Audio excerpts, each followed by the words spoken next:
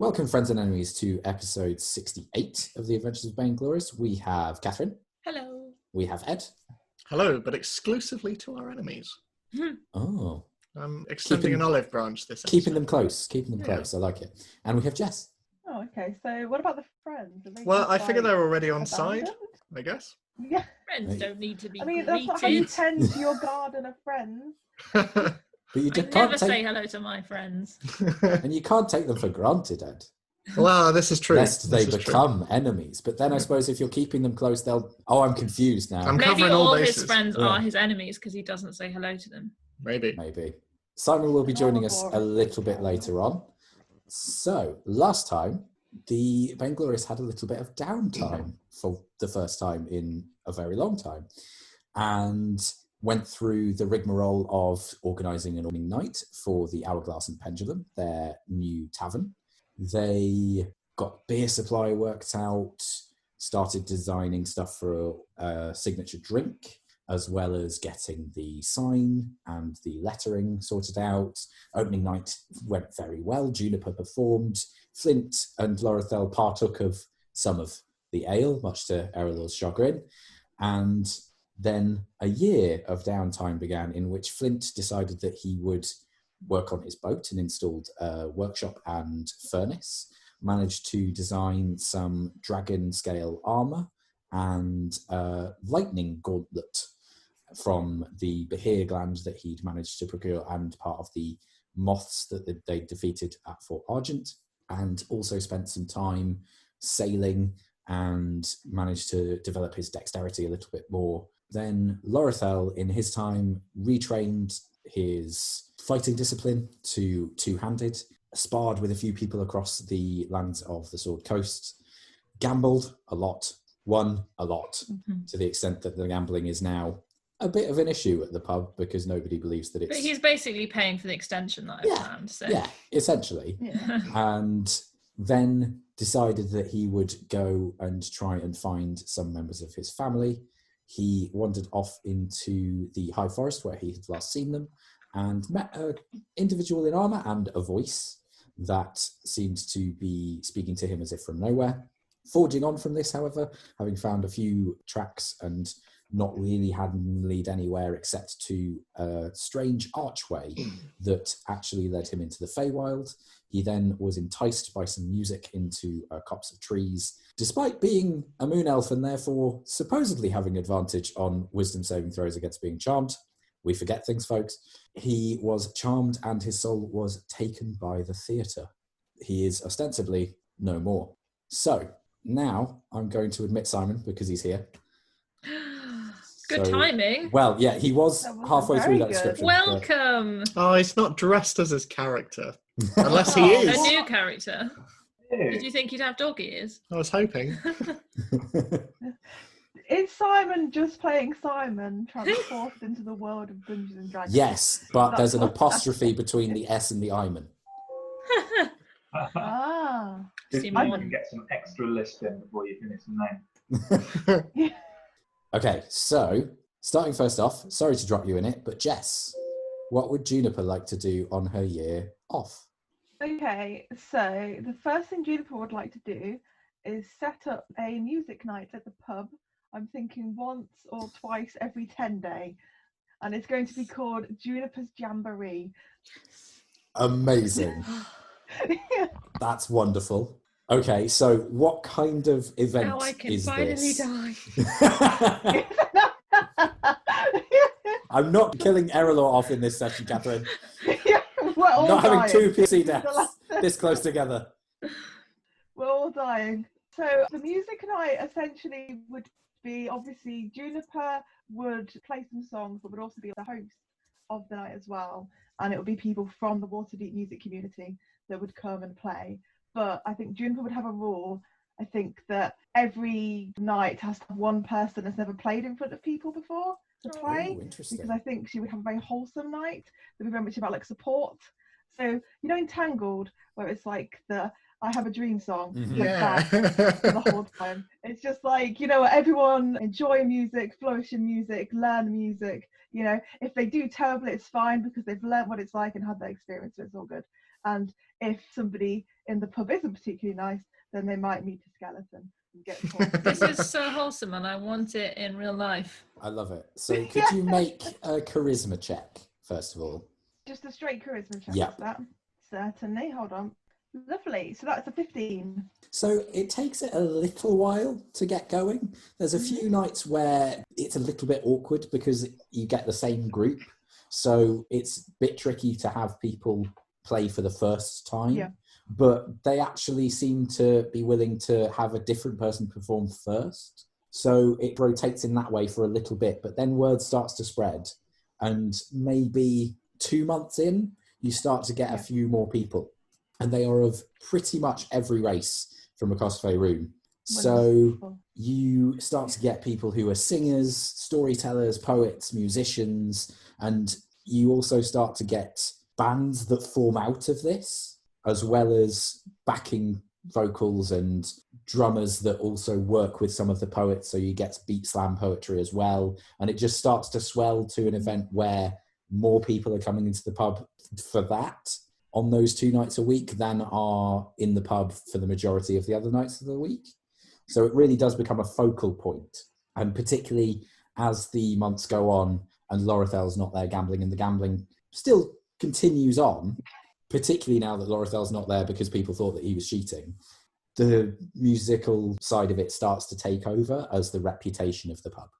Beautiful, I love it. I like to think in the early weeks or months when there's not that many people, Juniper tries to encourage Orkins, Dawkins and Hawkins to go on the stage. Orkins is having none of it. Yeah. Will not do at all. Just doesn't sit well with him at all. Whenever you mention the word stage, he starts to sweat. Doesn't like it. Hawkins and Dawkins, however, actually turn out to be quite good dancers. And it seems like they might actually have a routine that they've worked on at particular points. You're not sure when, but it's not bad. They're pretty good tap dancers, pretty proficient. Oh, that's pretty good. I think, and she would also probably try and grab Erallur, and perhaps Lorethel before he got lost and went in the woods. Yes, Erallur, Lorethel, how convinced are you by Juniper's proposition? Very. I'm in. What kind of Thanks, performance Erallur. do you offer? A hesitant but hopeful. I don't know. Aw. Like, I don't know. What is it? Dancing you want, or any kind of musical performance? Whatever brings you joy, Erallur. Do I play an instrument, actually? I don't know. I think Let's nobles find usually do. out. Like a triangle. No. No. Okay. I'll teach Juniper how to do a formal dance from Fort Argent. Oh. Okay. And it so- involves lots of like... Loads of moths away.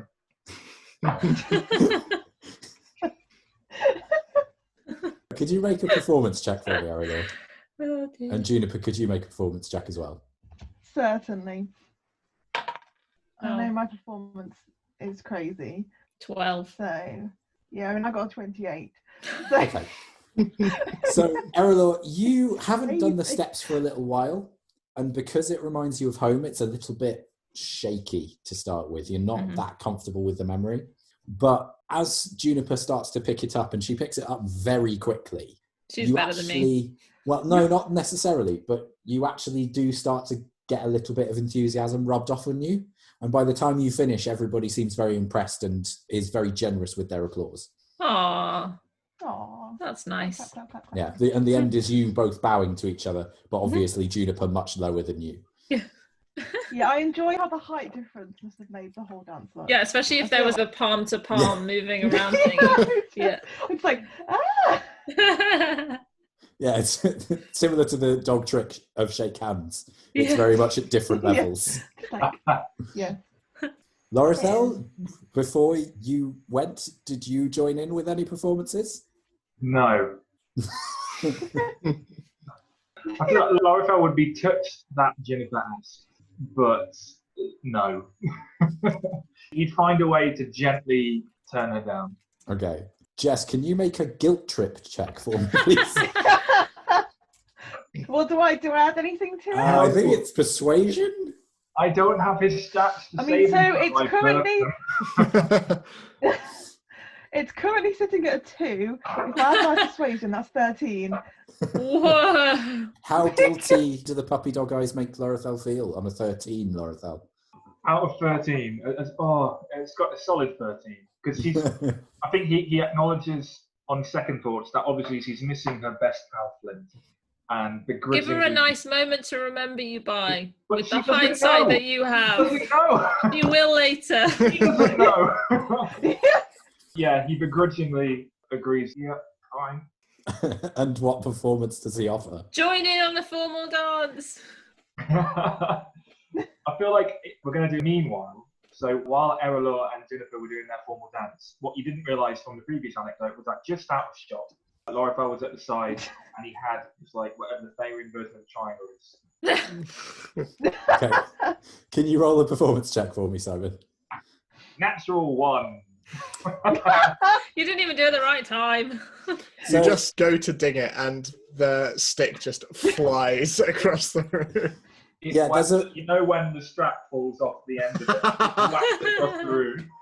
Yeah, there's a couple of odd points, Erallur and Juniper, during your dance where there's a strange clattering noise and something shoots across the stage, but you're not sure what it is. Todd did very well, and she's very proud of him. So, continuing on from that, Juniper, what else would you like to do? I think something Juniper probably does while Flint is away is probably a lot of evenings. She'll probably just be hanging around on the dock, just waiting. Oh. I imagine it would be, yeah, basically like in Futurama. Yeah, it's your Greyfriars Bobby. No, don't say that. No. Yeah. So sad. And I think when Lorethel, because what time frame does Lorethel leave? How many months in do you think? Because Flint leaves quite early. 4. 4. Yes, okay. it's still. I think it was about 4. Yeah, so... And I think it becomes a bit of a worse habit when Lorethel leaves, I think.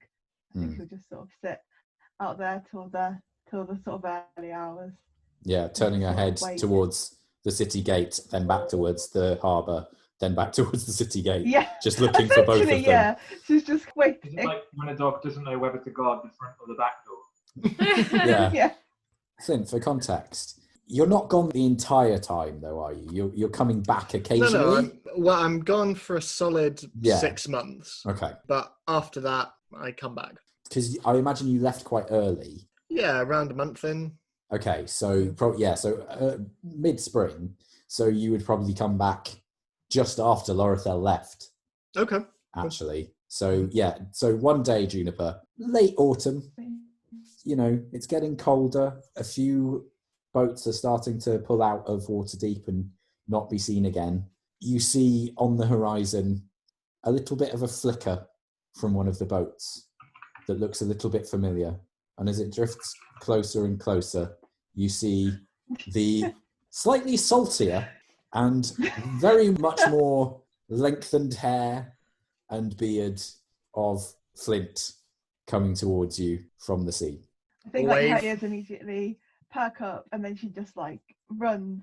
And I think she will probably try and jump from the dock onto the boat. I don't know if that will succeed. But I Okay. think that's what she could try. When And Juniper runs, does she run on all fours or on her back legs? Ooh. so I think she mostly runs on her back legs, but I think she can go on all fours when she Okay. needs to. So this will probably be like a mixture of the two because she's that excited. So she'll Up, like, down, up. yeah. Okay, so first of all, I'll say make a perception check. Sure. Perception. That is a 19. You judge the gap pretty well. You get to a point where you think, Okay. yeah, I can jump this. This is fine. And then can you make an athletics check for me, please? I certainly can. That's one of the ones where I don't have a plus ridiculous number. Okay, so that is a 6. Okay, so there's a moment, Flint, where you see her having charged towards you, her legs skittering, sometimes on all fours, sometimes on the uppers. And there's just a moment where it's almost like that cat that tries to jump to that surface and just goes down. Yeah. There's a leap, and then gravity intervenes, and she just starts to fall towards the water. Oh, no. Okay. I'm just going to stop the Okay. boat. I'm properly going to slow it down. I'm just going to first stay back and just jump straight in the water and swim towards it and be like, Juniper! I mean, you're pretty close to the side, so you don't necessarily need to stop it and swim. Yeah. You could probably try and scoop her up if you wanted to. Okay, yeah, I'll do that option. Okay, make a dexterity saving throw then. I like the idea of her being well within reach, and he's just like, I'm getting in there. Because it's more emotional. Yeah. Just to check. Saving throw. Oh, saving throw. Exactly the same. A 10. Yeah, go down and you manage to catch her. She is a bit bedraggled and she's a little bit heavy because she's waterlogged, but you manage to heave her up onto the boat and it rocks gently with the new distribution of weight. I just immediately throw my coat off and just wrap it around her and just do that thing where you kind of are drying and rubbing at the same time. It's just like, what did you do? What do you missed you so much? How are you? Oh, Flint! And I'm like shaking to get all the water off. The water's going everywhere. I mean, the boat, it's a boat, it's waterproof, it's probably fine. Yes, the forge, however, there is a distinct Yeah.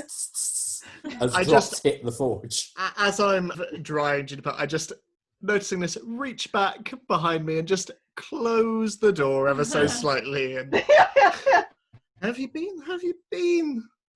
It's great. I played lots of music, and did you know that Hawkins and Dawkins can dance very good?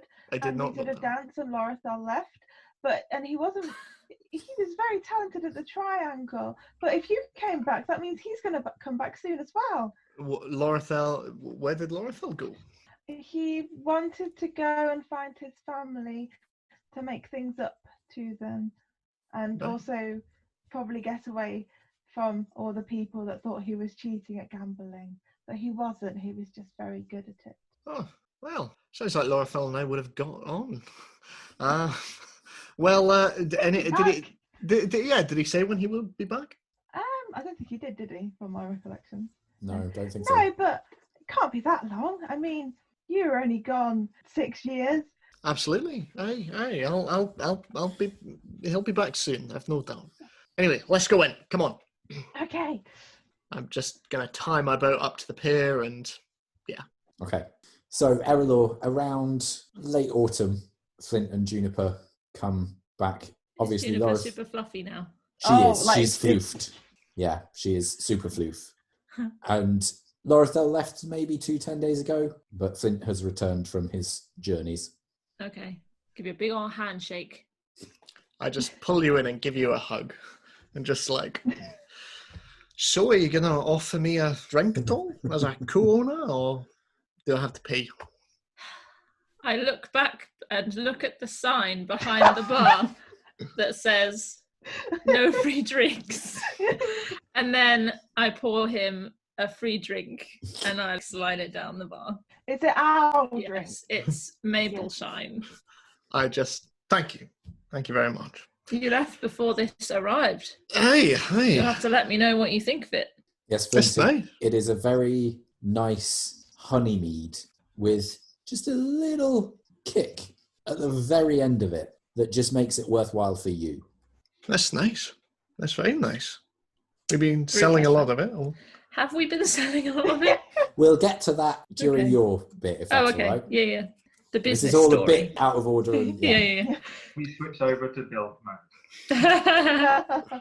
So, Juniper, what would you like to do for the remaining 6 months-ish with Flint having returned? I think some of it will just be hanging out with Flint and probably asking him what he got up to and getting in the way. When 6 he's kinda months. like- yeah. So what else did you do? And just sort of, Tell me the story again. Because I assume I would have probably relayed a little bit of this through Truffle. I think imagine. so, yeah. Yeah, but I Yeah. mean, It's like you're in person now. exactly. This is Yeah. like- And I imagine as well that Juniper didn't necessarily contact you at the most opportune times. Middle of the Considering- night, just. Well, I was more thinking during a she's like, storm. I'm lonely. Yeah. So there were moments where it was like, Flint, how are you? It's like, I'm a little busy, Juniper. Yeah. I love how, because it's on your But I wrist, think- it looks like you're talking through your smartwatch. yeah. It is basically a smartwatch. Like, oh, Canon Yeah. invented it. So, beautiful. Flint, do you also teach Juniper some sailing? Yeah, absolutely. I will.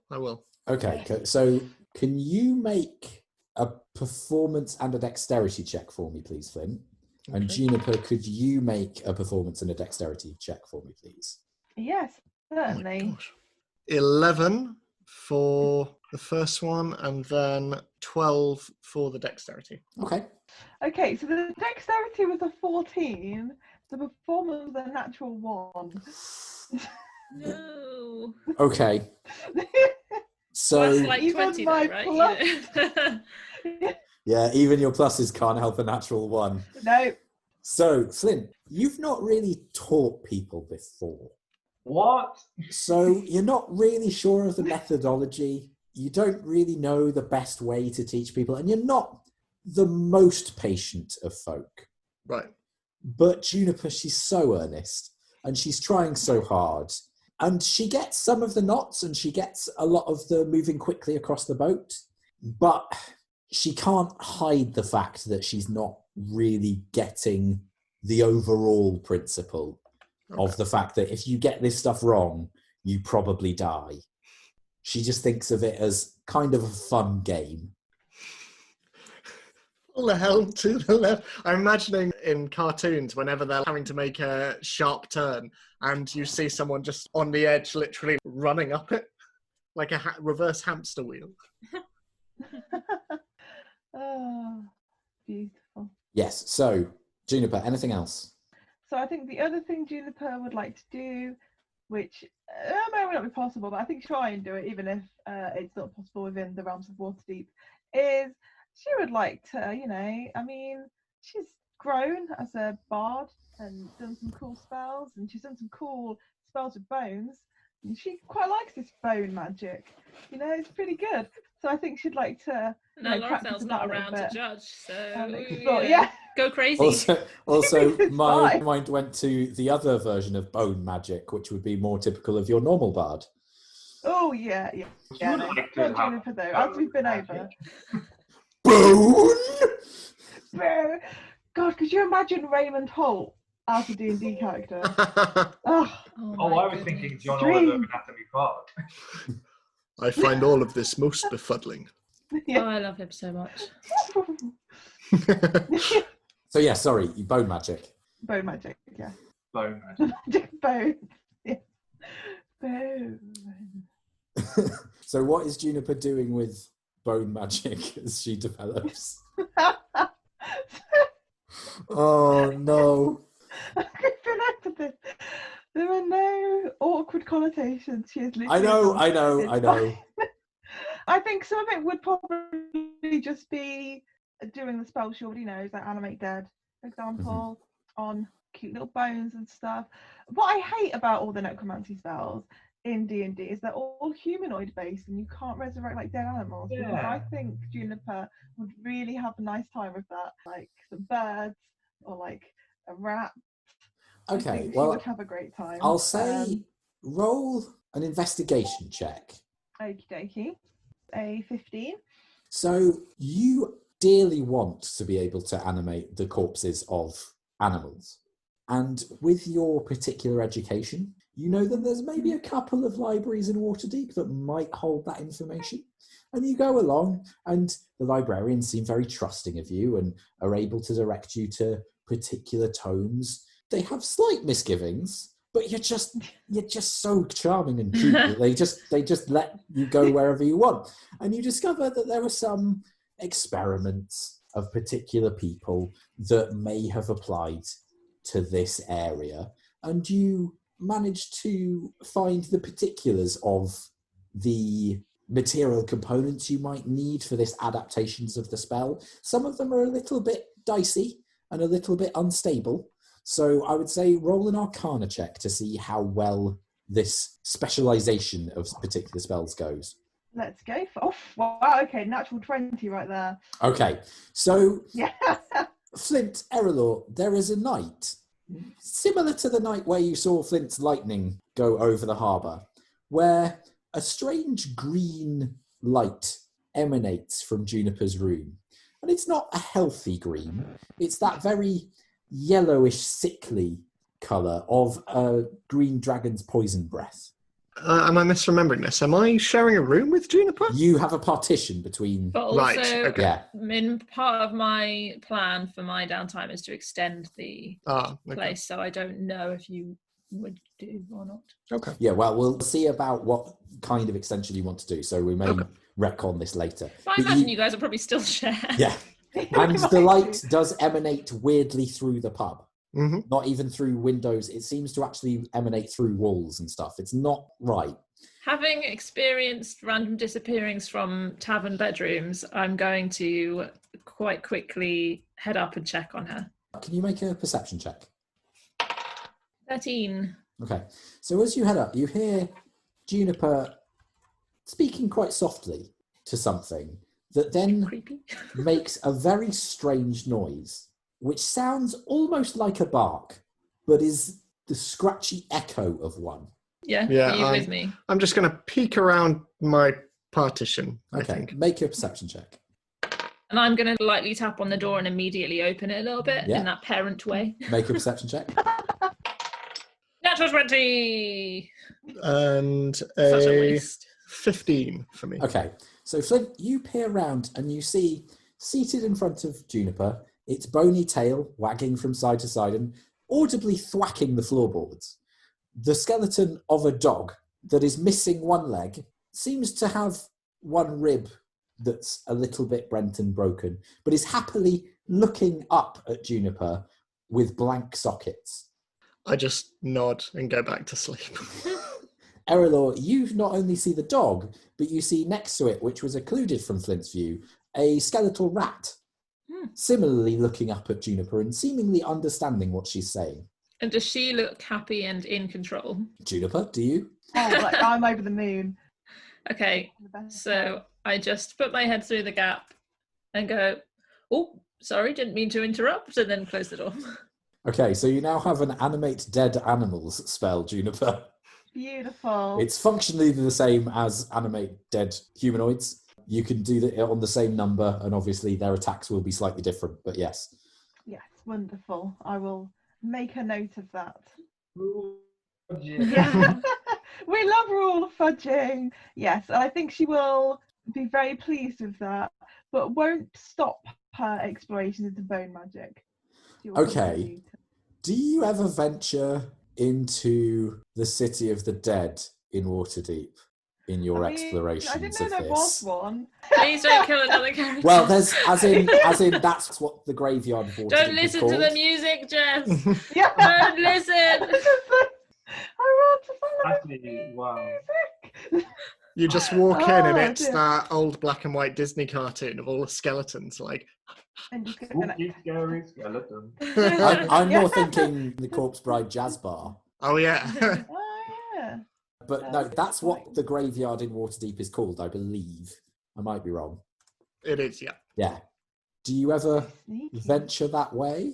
I mean, she probably would, to be honest. She'd probably be interested and whatever. I mean, the thing is with Just me bards and is you they only have now. a limited amount of spells. Who's going to die next?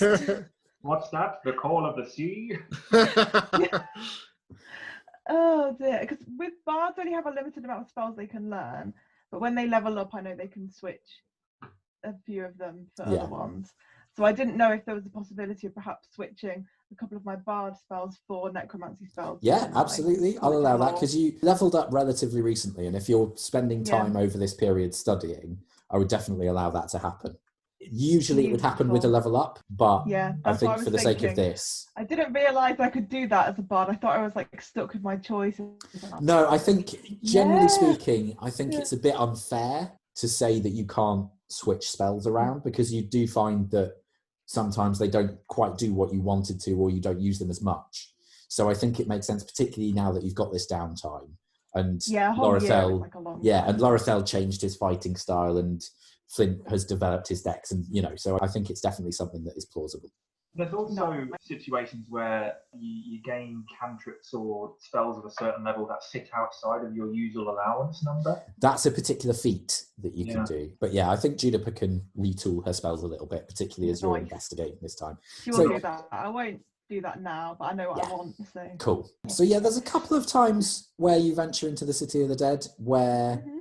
You are very tempted to take a few bones that are around the place. I have to roll a temptation check. You would have to roll a wisdom saving throw on this one. Oh, okay. I actually think my wisdom is quite Your good, wisdom's, but it might your not wisdom's be. not bad. Oh, no, it's not that great. Oh, My charisma and dex are quite good. yeah. I mean, it's fine, but it's not amazing. Yeah, so I mean, that's like a 4, so... Okay. You want those bones. Dying. You want to take those bones. Oh, dear. I think I take a bone, one singular bone. Okay. Do you do it surreptitiously or do you just do it? I mean, is there anyone there? There are No, a she few does people it. around, I do it. including a just do it. gravedigger. Okay. I just... Can you roll? Well, I suppose actually it would just be their perception, wouldn't it? Yeah. So there is a particular gravedigger who, as you reach out and touch the bone, turns around and goes, "Oi, what are you doing? I'm taking this bone. Let's not allow that somebody.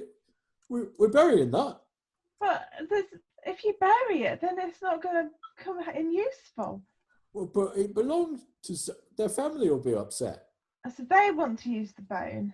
No, they want it buried like with the rest. She ponders this for a little bit. I feel like this is the most she's had to question herself ever in her whole life. She's just like, I think she slowly puts it back, but she's looking very skeptically at the gravedigger, like she thinks he's trying to trick her. He's just staring at you, spade midway in the air, just very confused. I mean, well, if you say so. I do say so. If I come back and find you've used the bone yourself, I'll be very upset. Okay. Good. And I nod, like I've just told Continuously looks confused as you go away. Oh dear. Lovely. Are there any Yeah. other things that you wanted to do? Those were the main points, I think. Juniper's year off of fun. And I assume I just keep on animating random animals at a certain Yeah, point. yeah. And it's like normal. Everyone And- gets used to it. Yeah, even when they run through the pub, people start to get used to it. It's a little bit We're known disturbing. for so Very many normal weird thing. specific Yeah, things in our Yeah, tavern. you're known for the honey mead with the kick, Yeah. undead animals, and strange gambling, and Juniper's jamboree. Yes. Quite a So, lot. yeah, We've got to be successful now. yeah. Yeah. Okay, so that is Juniper's year. Erallur, Mhm. what would you Right. like to do? Let me just get my list. Sorry. Well, first of all, before I forget, Helagon gave us permission to use his share of the money in the bank. He did. So I'm going to put that towards the tavern stuff. Lovely. Because also the stuff that Dawkins and Hawkins have done before that will have cost out of some of that money because you Yeah. told them to. So I would say probably take around 2,500 gold out of that already Okay. because I forgot to do that last time. So that's out of the total. Yes. Because I think I might be wrong here, but what I did is I said they could use I reckon I had 5,000 in there or something. Mm. And I was like, use my money or something. I think you did say Um, that originally, yes. I mean, now Laura's gone. How long do you wait till you take someone's money and assume that they're dead? 2,500. My bank account. We had a shared- Who's going to pay the mercenaries? We I had a think- shared bank account though, didn't we? You Yeah, didn't have we your had own it. one. Well, I don't know, because I had this thing where I had my carry, Signatory, money, you know. and then I had something that said 4,000 in the bank. Yeah, so I have access to that. Yeah. Go for But it. presumably, because of all your gambling takings, unless you deposited them in the Add bank, 2 zeros. you probably should have put that in the bank. I think I would have put that in my personal bank. So then we You don't have a personal bank. Maybe I opened one through all my winnings. Also, who had the bag of holding? Jennifer. Yeah. Good. Okay. I needed to check that because I was like, oh, if Lorethel's walked off with that, that's bad. Okay. So yes, you use some of the funds to develop the pub. Yes, so I'd like it to be big enough that Hawkins, Orchids, and Dawkins can all live there. Great. Yeah. And that I guess we can all, I mean, we were already living there, but I guess that we can live there, but also have enough rooms for guests to Okay. pay to stay. So basically, I think you'd want to build an extension maybe onto the back that would be a few stories to match with the pub that would Yeah. then be staff quarters essentially, Yeah. because then the rooms in the pub, you've got a group room and then a couple of Yeah, single yeah. rooms. We could make lots of little small single rooms in the back for staff, Yeah, and then we can all have our own room. yeah, that makes sense. Okay, so I'll say, given that this is more extensive building work and not just cleaning and redeveloping parts of the bar and mantelpiece and stuff, this would probably be a little bit more expensive. Yeah. So this would likely, I think, by the end of it, take maybe another 5,000 gold. Yeah.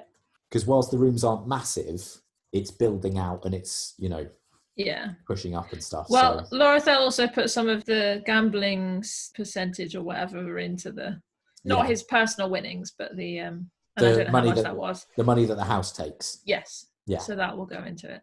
But yeah, I feel like we'd probably, and this probably isn't me that would deal with this, but have a business account now. That's because at the moment we're just using our weird group mix up, like everyone's money all together. So I guess at some point we'll make just one for the tavern. And then once this personal investment is done, then hopefully it will pay for itself. That makes sense. I'll say over the year, the gambling take that you get, there's peaks and troughs, but you managed to take 9,420 gold. Nice.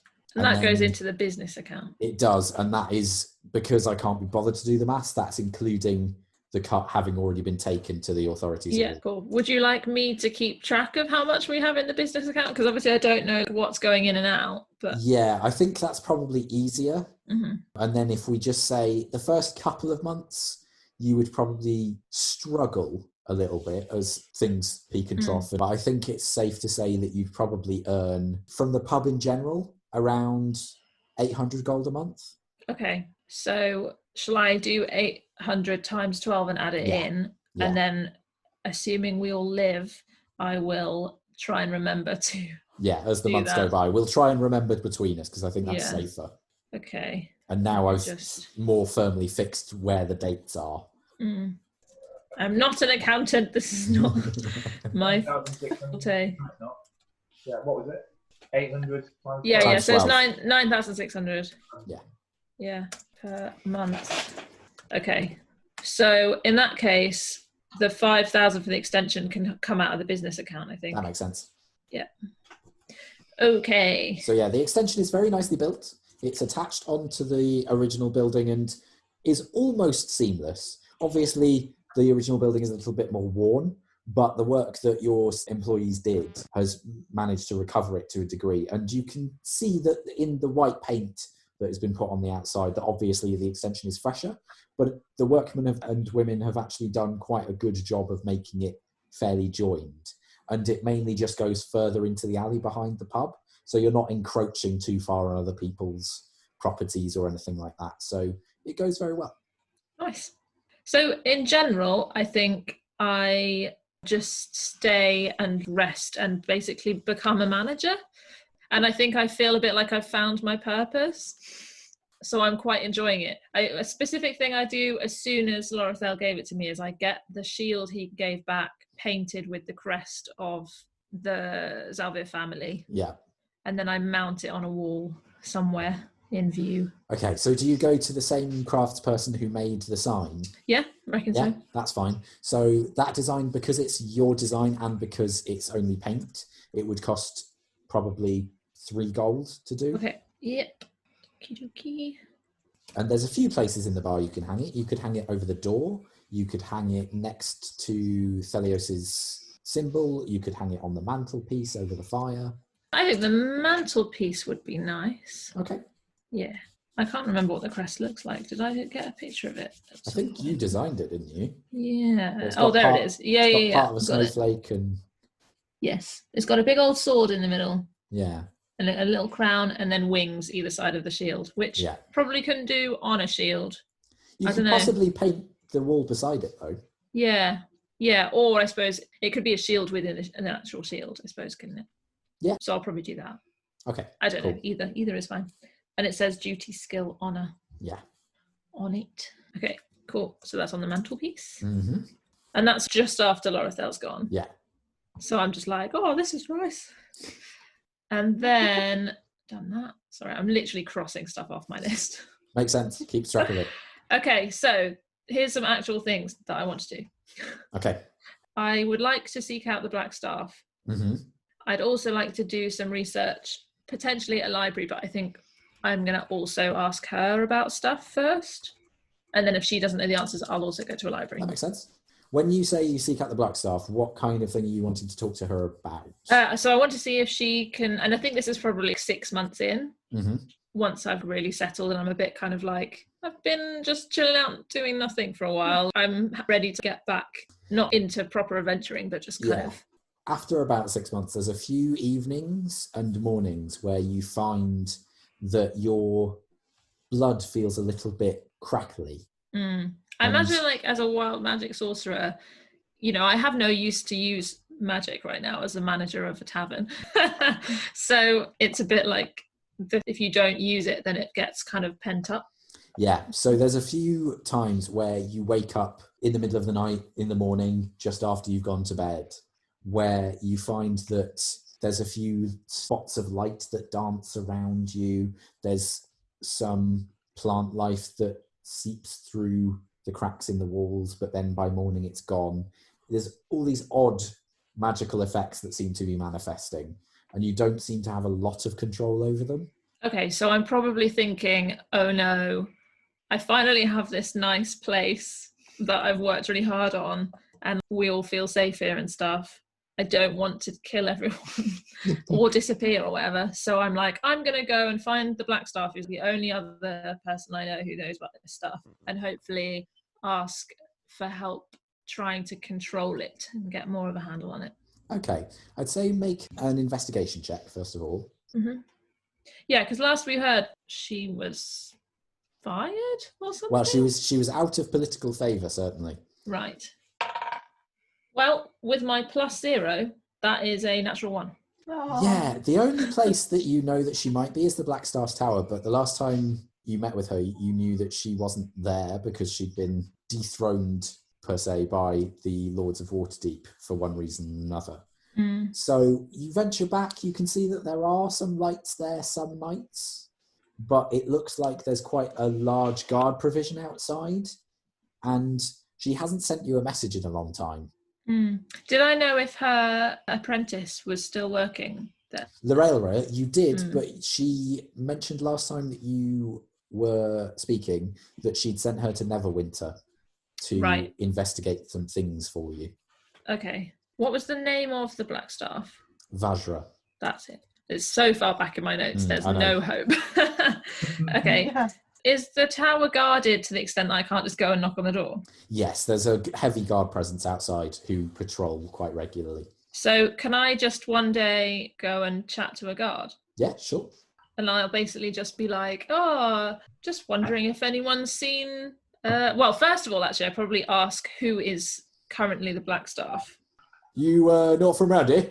I've been away for a long time, just recently returned. Well, it's still the Lady Vajra. Oh, right, okay. Is she in? I think so. Why? Do you know each other? Well, as I said, I've just returned, and when I was here last, yes, we did know each other. Oh, well, I probably can't disturb her, to be honest. But could I leave a note? You could. I'll see if I could. Well, or you could give me a verbal message, and I could pass it on. Yes. When she's free. That's fine. I'll write a note just in case, and then you can always read it out if you'd rather. Well, I'm just a lowly private, but I can pass it on to my sergeant and pass it on to her. Great. And then I'm assuming I have a scrap of paper. Yeah. And I'll just put like, Erallur here. Just that. But back from wherever it was that we last spoke to her, keen to talk and get some advice. Okay. And then last time she was able to just contact me through presumably sending or whatever. Yeah. So I'm just going to leave it at that. Okay. Can you make a persuasion check then, please? Sure can. Tell her to come to the pub and spend some money. Well, I would, but part of me is like, is it really her? Maybe it's not. Ooh. Maybe it's evil Vajra or something. Some imposter or something. Did she say something about an imposter? Am I making that up? There was imposters at various points. There was a person who was impersonating her, but that was Erallur Yes. rather than her. Okay, but she didn't warn us about, someone's... No. Okay, that's fine. I don't think so. I may be misremembering. Okay. Because Because if she did, I feel like I'd be more cautious. But Yeah. I'm don't think so. in the middle. Obviously, check your notes, but I don't recall that. 26. You wander away from this very nice guard who said that he'll pass the note on, and you wait for a few hours, and you think, okay, well, if she's busy, I could be waiting a couple of weeks. But it's in fact that evening that you are just closing the bar. It's quite late. You're just saying goodbye to the last few regulars who are dripping out of the door. And then the familiar voice comes to your ear. Erallur, thank you for your message. I have been rather busy. Your defeat of the air cult news spread around, and I managed to use it for a return to my position. I am still rather busy, but if you would like to talk, I am free now, if you're able to come to my tower. If that's the end of the message, then I can Yeah. reply, can't I? Yeah. Sure, sounds great. Just closing up here. Be there in 15 or whatever. Okay. Love it. Love And it. It's for anyone beautiful. who was counting words there, I know podcast listeners, it may have been over 25 words, but she's the Black Star, so fuck off. Okay, so do you... Yes, so I'll close up and Lovely. So shimmy on over. you go over to the tower, and the guards outside are different to the ones that were there before, but you rock up to them and they immediately gesture you through, as if expecting you. Cool. You go into the tower, and the familiar, strange, perfect cylinder of the tower is there, with the spiral staircase around the outside and then the spiral staircase up the middle. You can see the firmament of glistening stars around the ceiling, swirling slowly. And as you enter, coming down the central staircase, you see the slightly short, olive-skinned form of Vajrasafra, the Black Staff. And she says, welcome, I'm glad you could come. Thank you for inviting me so promptly. Well, you did good work for me, I appreciate it. I'm glad to hear that you're back in your position of authority. It was really a formality on the part of the lords when they deposed me, so it's almost a formality for me to be back, but it is good to be back. Good. So, you needed to talk? I was well, you're very busy. This as is you true, this is made true. clear. But I suppose we dealt with the air cult and all of that stuff, and there was also, I don't know if you heard about the moths. Bits and pieces, rumours, really. So we dealt with that as well. Castle Hartwick has occasionally been in touch. And then we came back, and we have a lovely place now in the... So I hear. I Yes. haven't had time to sample it myself, but you appear to have Well, developed You're welcome anytime. the gift I gave you very well. and I've been enjoying it a lot. I really like working there, and it's nice and normal, and I enjoy it. But I'm noticing these little outbursts of magic that, it just feels like I can't let go of it. And I'm starting to think maybe I need to understand it before I can do that. What kind of outbursts? Oh, just the usual, plants growing, flashes of light, that kind of thing. Right. Okay. So what would you like me to do about it? I was hoping maybe you'd have some time to maybe teach me. My discipline is slightly different to yours, or forgive me, lack thereof.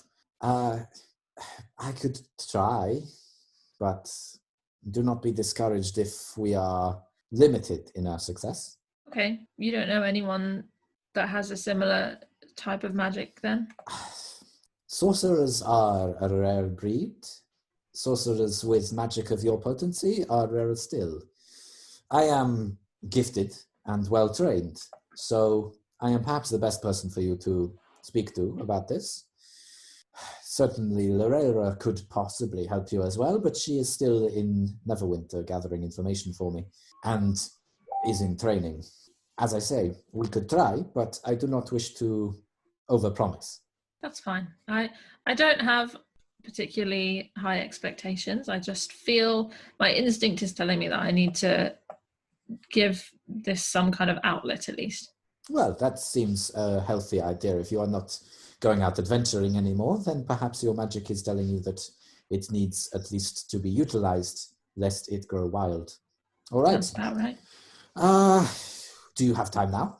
I do have time now, yes. Well, let us go then. And she just starts walking up the stairs.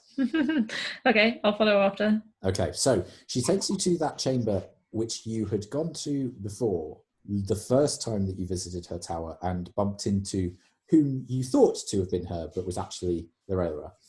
And you can see that the black staff of her office is still stood centered in the room. There are little frissons of magic floating around it. You can see similar lights and sparks to the ones that have graced your room of late.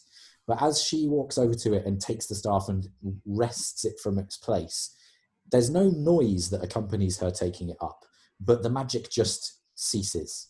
And you can see just a little bit of a shimmer, more so than usual, is added to her eyes as she takes the power of the black staff into her hand. And she says, "Is there anything particular you would like to train in, or do you just want to have a little bit of a run-through of your abilities?"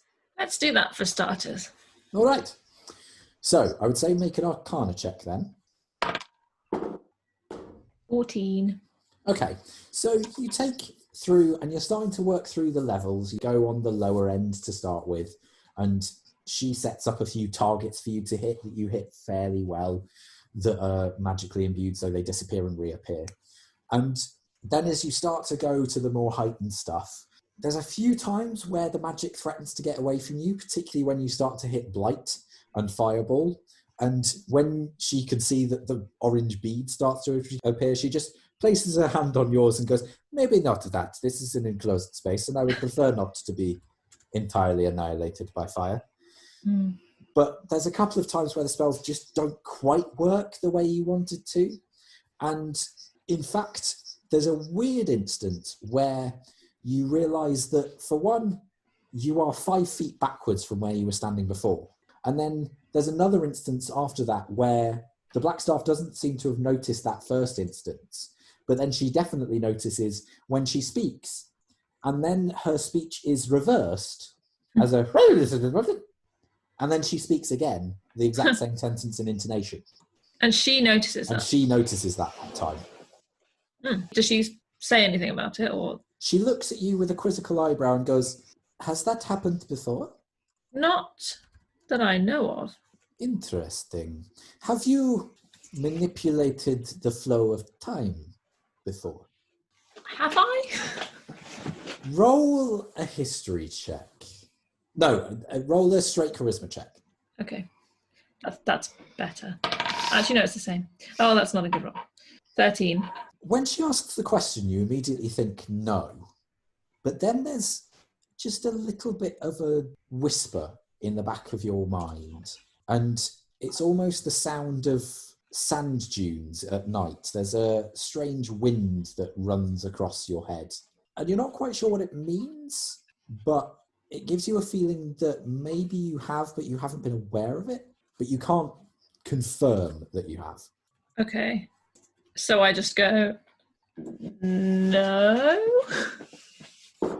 Right. Okay. I mean, would I know that? Have you ever altered the flow of time before? Well, I seem to remember your group have. I have sometimes stopped time, but it is a risky spell and I do not use it often. Plus, you cannot do too much with it lest you completely tear apart the fabric of the universe. Tricky, that. But we had the incident where the air cult attacked and you went forward in time, but then backwards. And I But that wasn't, I didn't do anything. Yes, but We've your group was experienced- involved, perhaps. Yes. Then, is the I've better definitely experienced an alter of the flow of time. word. Right. Well, maybe it has seeped into your magic then. Perhaps we should focus on that aspect. If you are experiencing strange overflows of power, then perhaps that is a very powerful way of getting rid of them. Sounds like a good plan. Okay. So roll another Arcana check, this time with advantage. Ooh. Natural 20. Didn't the even need first to roll. roll it the second Okay. time. So it takes longer than this initial meeting, and you meet over the coming weeks, usually quite late at night, usually after the pub has closed. just because of when Vajra is free. And there's a couple of times where she contacts you at about 3 o'clock in the morning. My late night trysts with the black stuff. But after a time, you start to feel like you're getting more of a handle on the magic, and you're having less instances where you're waking up to odd happenings, or there's strange things in the bar where a glass slips out of your hand and then flies along the bar and fills with alcohol without you having touched any taps. And then eventually you get to a point where there is one day where you're going through a fairly rigorous exercise regime to see if that will help you develop a degree of discipline, or exhaust you to the point where you'll have no magical surges at all. And then there's a moment where the black staff tries to actually strike you with the staff as a surprise, and you catch the staff, but not even close your hand around it. It hits your palm and stops. And there is a sonorous that seems to harmonize and echo around the room. And Vajra looks at you and says, well, that's interesting. Can you do it again, I wonder? And then she swings the staff around and tries to attack you again. Can you roll another Arcana check with advantage? It's not a natural 20. 15. Okay. Well, she rolled a natural 1 on her attack, so you're fine. So I didn't need to try and miss it. So she swings the staff around, this time at your head, and instead you instinctively go up to reach it, but you actually see frost gather on your hands. But before you can release the chromatic orb that seems to be almost occurring as a reflex, you just suddenly doop, doop, doop, and skip through the ethereal plane 15 feet forwards. And she sets... Still in the room. Yeah. Just into the bathroom. No, just still in the room. It's that wide, but yeah. And she just then places the staff down and says, I think we've made some progress. Yep, if you think so. Obviously, we can continue developing your abilities, but I think perhaps manipulating time and space to the degree that you are is a good start. Cool. Just don't do it too often. I'll try not to. Okay. That's the whole point of this training, after all. It is indeed.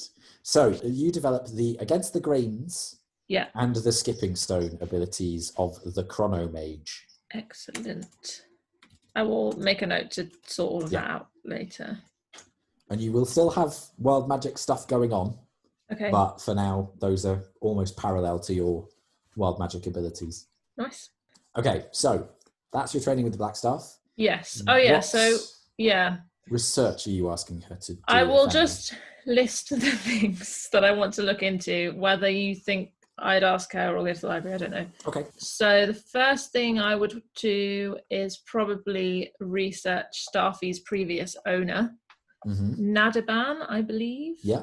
Because I feel like that's the most probably written down type thing. Okay, roll an investigation check for that then, please. My investigation is not good. 10. You find a couple of mentions of a Nadaban, but you're not sure if it's the same one. Seems to fit in that the Nadaban in the stories was a mage, but you don't really find anything other than that. You ask the black staff and she doesn't seem to recall the name. Okay. Does she recognize anything about a staff with a sentient being inside of it? Well, she says sentient weapons are a boon and a bane, often.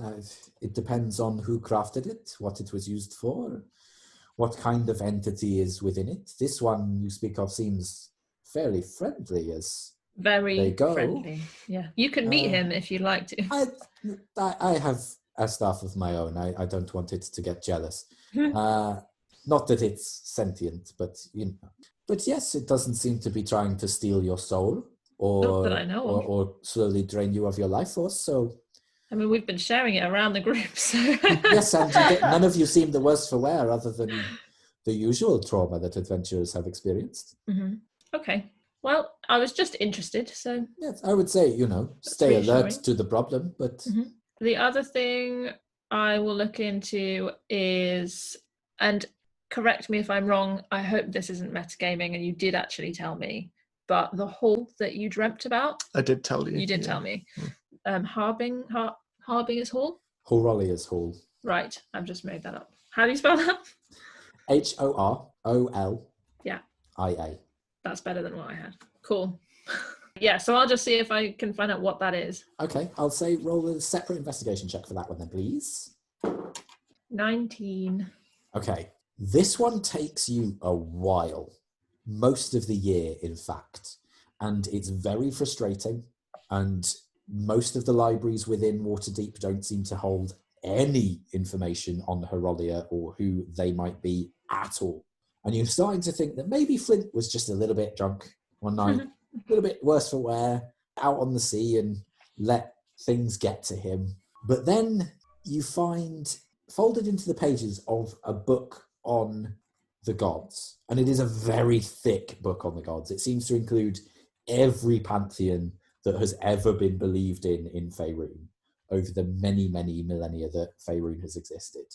You find what seems to be a loosely bound page that is a completely different paper to the rest. Looks like it was slipped in there by somebody else, is burnt around the edges, very, very stained, appears to have a little bit of a blood drip across it, but has symbols that look like a sundial and a clock and an hourglass. And you see there's very little writing on this, but when you start to read the words, more starts to appear and shimmer, but it seems to shift through various characters, almost as if it's moving through different languages. And then it finally settles on Celestial, which I believe is a language you know. Yes, somehow. Yes, and you're not quite sure that it is Celestial, given that you're not quite sure of where that language comes from in your knowledge. But it speaks of Erallur as a goddess, doesn't mention what she is the goddess of, mentions the fact that she has very few followers and that they were lost long ago. But she seemed to have a domain similar to the other gods, like with Isgard and Elysium and the various celestial planes.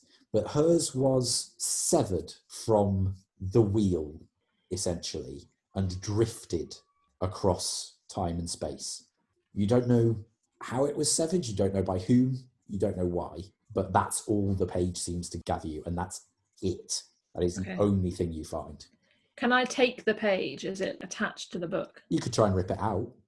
Yeah, it's go loosely on. bound. Let's be rebellious. Okay, so you're trying to do that surreptitiously. You are in a fairly official library. Yes. At this time. Okay, make a sleight of hand check then. Oh dear. Just tear it super slowly. 14. Like opening crisps. That's worse.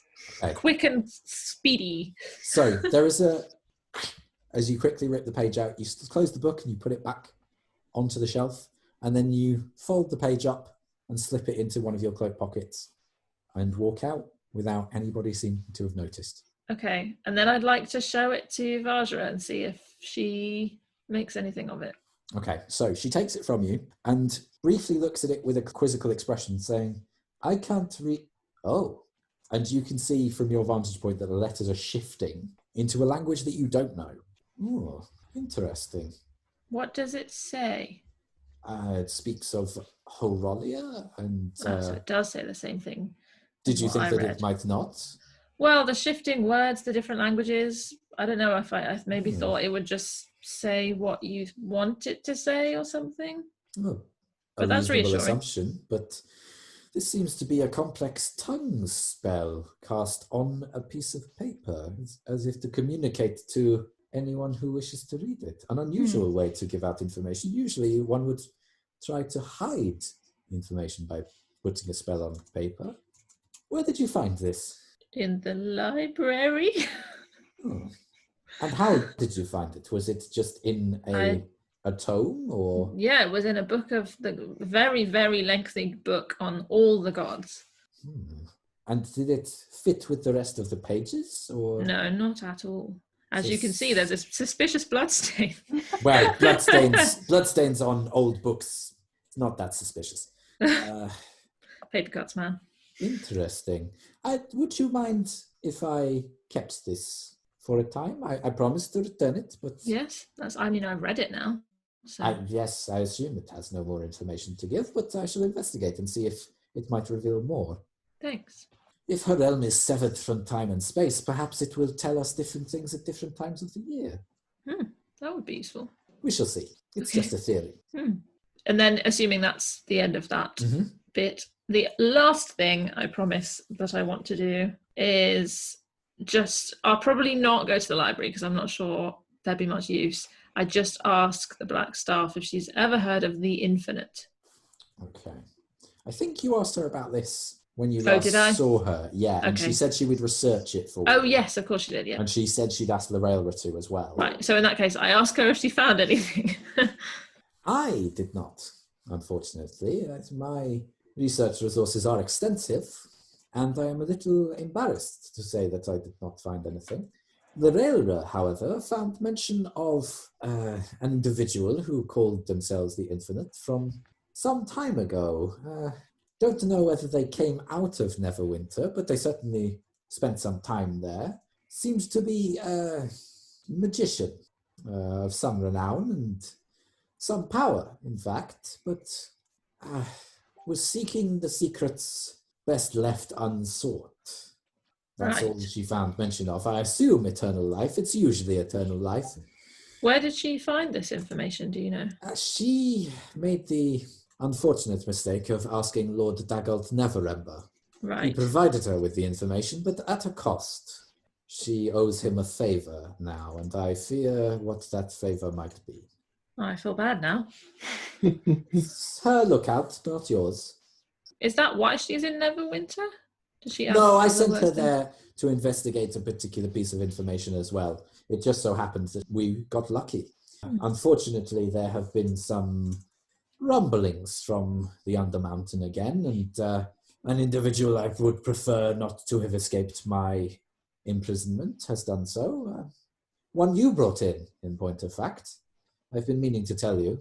The Goblin, the Professor. It seems that he was able to gather some interesting mushrooms in his cell, which allowed him to escape. I'm not sure how. Different stories from the guard seem to elicit either that they were petrified, or that he blew up the wall, or that they hallucinated flumps. But I am not sure who to believe. Interesting and varied. Okay. And where is he now? Possibly headed to Neverwinter. I believe that he might have had help. What gives you that impression? Those mushrooms shouldn't have grown there. I think somebody slipped them in on a guard shift. Who, I Right. would like to know, but I don't right now. Rest assured, I am investigating. And that's what Lorraine is looking into. It is, among other things. She originally went there to look up some agents of the Black Network that seemed to be wanting to spread their influence a little. She had luck with them and managed to extract them from getting their hold into the city, but she stayed there at my request. Okay. Just going back a bit, one more question about the Infinite, if you know the answer. Was he trapped in some way? Or they, I suppose, were they trapped? I don't know. Why do you ask? Well, I can't remember what I told her about You just said the name, I think. I did, okay. So when I first met the Infinites, they told me, I believe, that they asked me if I'd freed them, which I haven't, as far as I know, but it makes me think maybe they were locked away somehow, which seems mighty suspicious to me. You see her just tapping her bottom lip with her thumb. So you have met. Maybe not met, but been spoken to. Interesting. And when did this happen? Was it just before you spoke to me of the Infinite? I believe so. Yes, probably. Well, that is concerning. Perhaps he found more of the secrets than we were to believe. Be on your guard, Erallur. If the Infinite knows of your existence and has spoken to you, it may be that he is not finished with you yet. Right. I shall obviously use some of my agents to see if we can't find out some more information and be on the watch ourselves. it's been almost a year since that individual visited you, then perhaps he has found an interest elsewhere, but we shall remain vigilant, as always. As always. Okay, so is that your Think year so. complete? Let me just check my list. Oh, yes, it is. Lovely. Okay.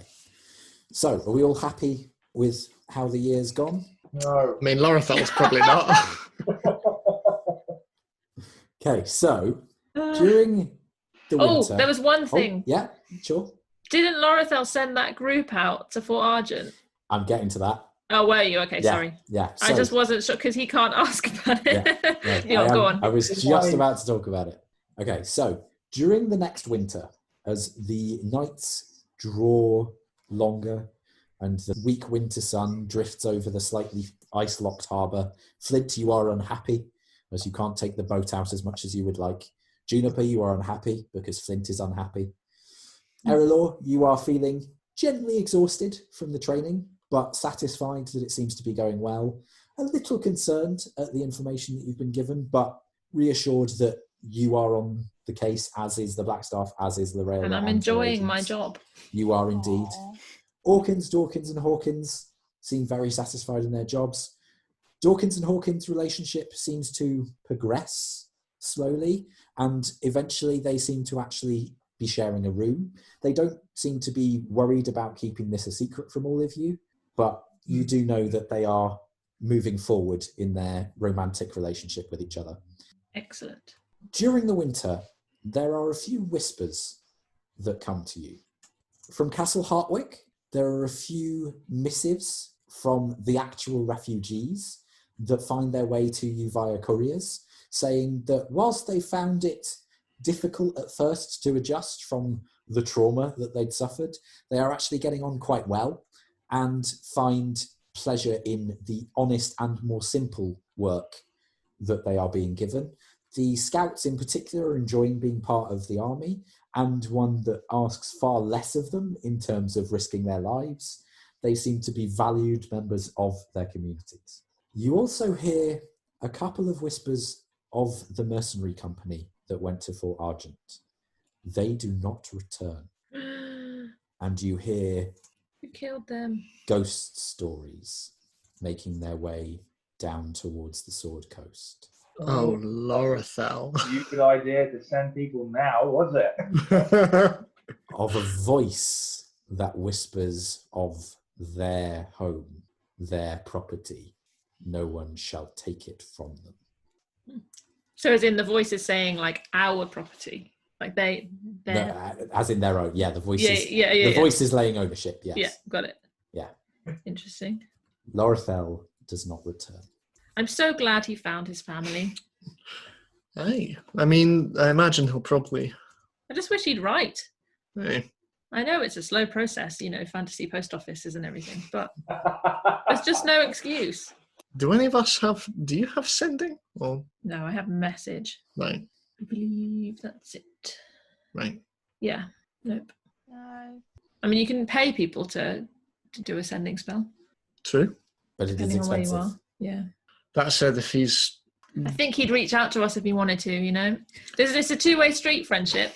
And sometimes you just got to accept when it's not equal. Well, also from my own knowledge, sending only works if you're on the same plane as them. And if he has gone to see his family in the Feywild, then That's we might not true. even be able to reach him. That's true. So maybe he's been trying to reach us. Maybe. Okay. That makes me feel slightly better. I mean, he'll be back soon, won't he? Not if he's found his family. But I thought he said he was coming back. Oh, did he? Yeah. I imagine he will be, but, he hardly left things on the best terms with his family, so... Doesn't time work differently in Fey worlds? Also true. Aye. Maybe he's only been gone for a couple of days. Which is a lot of time in dog years, Juniper, so... So as far as he's concerned, he might be coming home very, very soon. We might all be old and have grey hair. That would be really bad. Just be a fully grey dog. Yeah. Well, you probably. Okay, so as the winter draws to a close and you can start to feel spring on its way, People start putting up the green grass decorations again, and you start to plan for the first birthday of the Hourglass and Pendulum. There's a particular Juniper's Jamboree where more people seem to come than ever before. It's a very popular event, but there's a lot of people at this one. And it seems like, again, it's that time of year where traders are starting to return to the city, farmhands are starting to come back in. And you can see even there seems to be a couple of adventuring bands that come into the pub, having heard of the reputation and having heard of the erstwhile party that led their fight against the air cult from here. The rumours have got a little bit mixed up, and the chronology of when you actually got the pub, legends have been added to. Can you roll perception checks for me, please? What kind of perception checks? This would be a spot. 20, not natural. Alcohol helps. 24. 23. Wow, well done all. Yeah. You spot the adventurers with their weaponry, and you see their big bags that they put down that they claim is full of gold. They're a little bit thrifty considering that it's full of gold, but whatever. And then there's an incident where a gaggle of people come in, and they all come in together, and you can see just a drift of snow comes through the door. The shield on the mantelpiece rattles a little bit with the wind, and the door is swiftly shut by a person who is about 6 feet tall, wearing a powder blue cloak with the hood up against the cold. She has it gathered at her throat with her hand, and the cloak runs down the length just to her ankles, where you can see soft leather boots of a silverish grey underneath the hem of the cloak. And in her company is what seems to be an individual who has whitish grey feathers over their head and chest, smooth rather than plumed, slate grey feathers with a blue sheen over their arms and shoulders, seems to be wearing normalish traveller's clothes, and you can see out of their back spring white grey wings. They have yellow eyes that turn jet black in their very centre, an amberish beak, and amberish talons, no footwear, but just these vicious looking feet, shorter considerably than the woman that he's with, and seems to have a rather interesting javelin slung over their back with a jagged, almost lightning bolt edge on one end. And they walk in looking fairly confident about their business, and then sit at one of the spare tables and just watch the performance. But these two, they're different somehow than the other groups. And you notice as well, particularly Juniper from the stage and Erallur, that the woman glances around, picking Juniper, Flint and Erallur out from time to time, and avoiding direct eye contact, but only just. I'm going to head over since I work here. Okay. I am now the bartender that we always speak to when we go to the tavern. Can I get you a drink? No, you need to say, hello, can I get you a drink? Is that how I talk now? Your name is Underhill. It's the way every bartender talks. Is it? Yeah. Sure, Ed, sure. I mean, you're back now. You can do it. You fulfill that same No. trait. You go. Okay, I so feel like the woman... you're probably actually at the bar, and I'm just sort of wandering around. Yeah. I'll Okay. stay at the bar. I'm not one for hospitality. Yeah.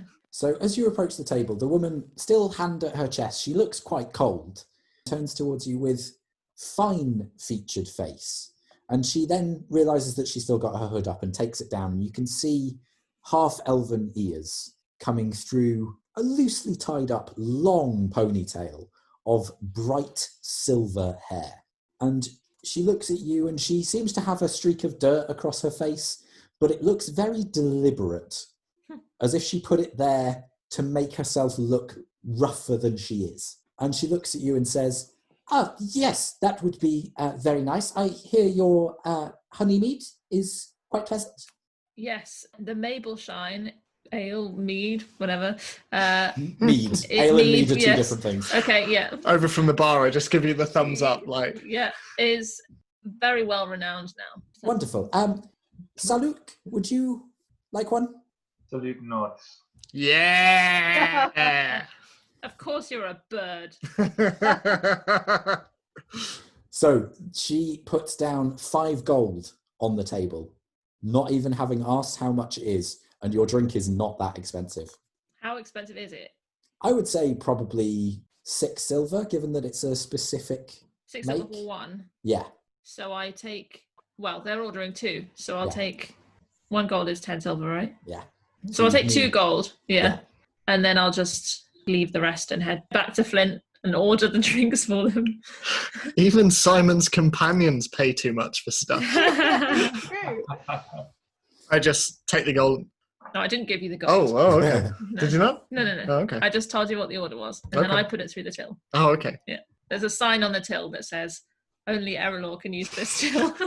Do I see This how? is the manager's till. Do I see how much has been spent? Can you make another perception check? Actually, I'll say with your 20, you probably would continue because you will have watched these people. So yes, you'll see that they put down far more money than was needed. Okay. Big spenders. Big spenders. Right. I'll get their drinks ready. And I Make it good, because if they like it, maybe they'll get more. slide them back. Okay, so the drinks are ready. Yep, so I'll take them over, put them down on the table. There you go. Enjoy. Thank you very much. If I just leave this gold here, would you bring us more when we finish? Absolutely. Just give me a wave. Thank you. The music is lovely, by the way. That is Juniper. Oh, Is it just Juniper on her own, or is there like other people at this point? It's like the proper night, isn't it? yeah. So there's a few people. Juniper's probably started a few bands. Oh, okay. That is Juniper and the. Oh, Yeah. I know. I mean, yeah, thank you. Big fan? Yes. Can you tell? Well, if you would like me to introduce you, I would be more than happy to later. Oh, that would, yes, that would be more than welcome. Thank you. Okay. Well, enjoy your drinks. Thank you. And as the evening progresses, this individual looks from all of you again and again to the point that it's quite unsettling. And you see, Saluk, their head twitches from time to time, taking in more people as they come in, taking in particular features of the place. Saluk, can you make a perception check for me? Start as we mean to go on. 11. Okay. Above average. You notice that the woman with you is looking round quite nervously.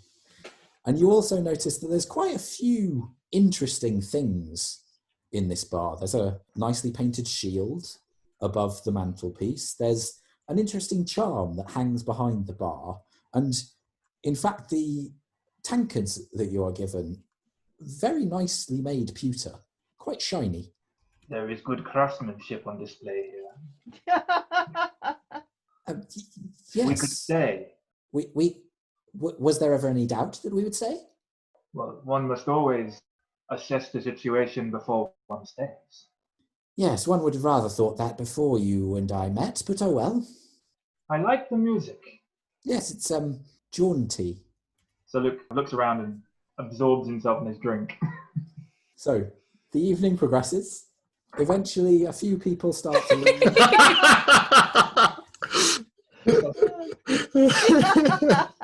Oh, that's good. Does Salute wear a top hat as well? Yeah. Little red bow tie. For Oh my podcast goodness. listeners, Simon is miming the drinking bird device. That will never get old. Every time you drink anything or eat. Yep.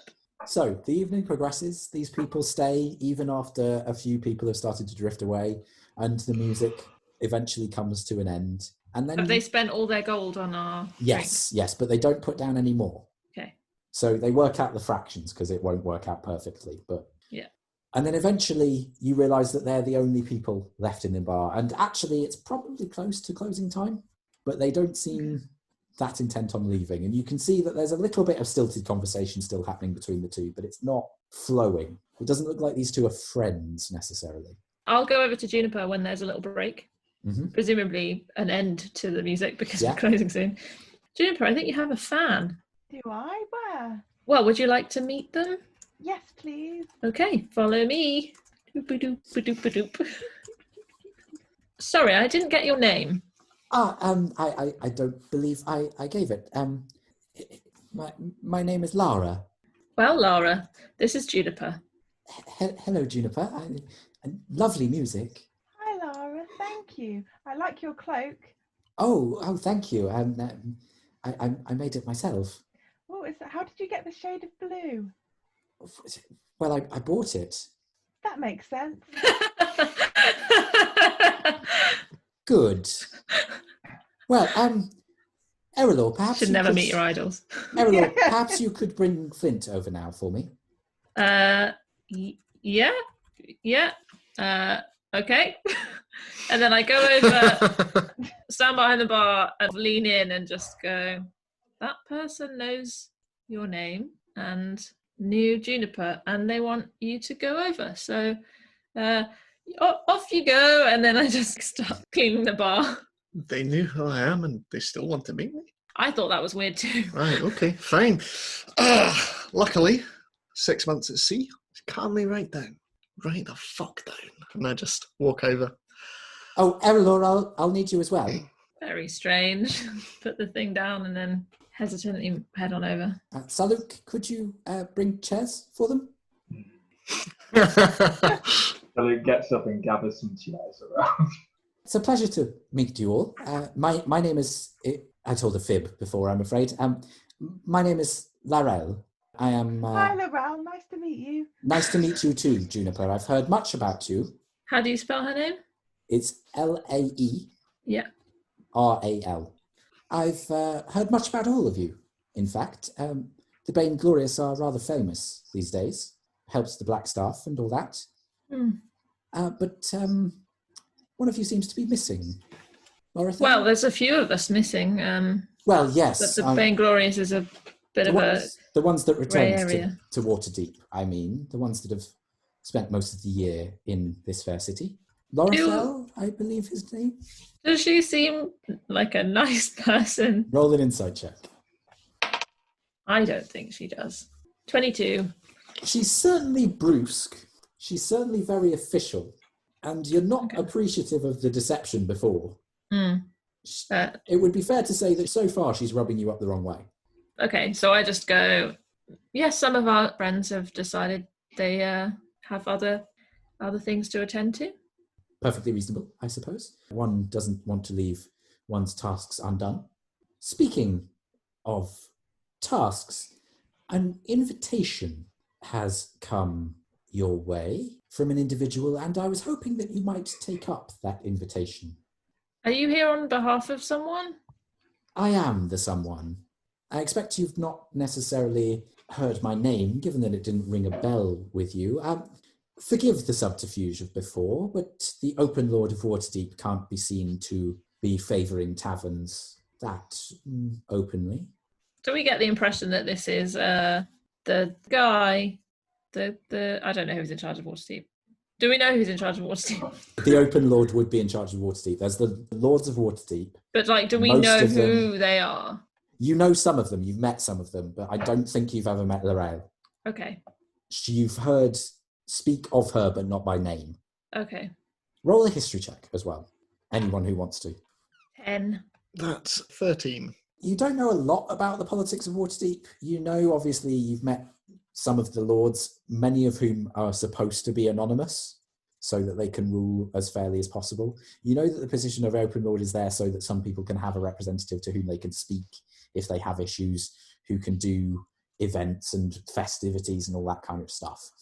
Flint, you know that the previous Blackstaff was romantically involved with Lorel. And as such, this has led to a little bit of tension between her and the new Blackstaff, who was his apprentice. Okay. So sorry, did you say there's more than one? There's more than one lord. There's one open lord, who is Okay. like the head. I see. So I was rather hoping that you would respond to this invitation and fulfill its obligations to my satisfaction. Can you give us more information? Of course. A particular knight based in Neverwinter has begun a competition of sorts, inviting a few select adventuring groups and ne'er-do-wells to take part, and the prize, so she claims, is a rather unfortunate artifact that I would like kept out of the wrong hands.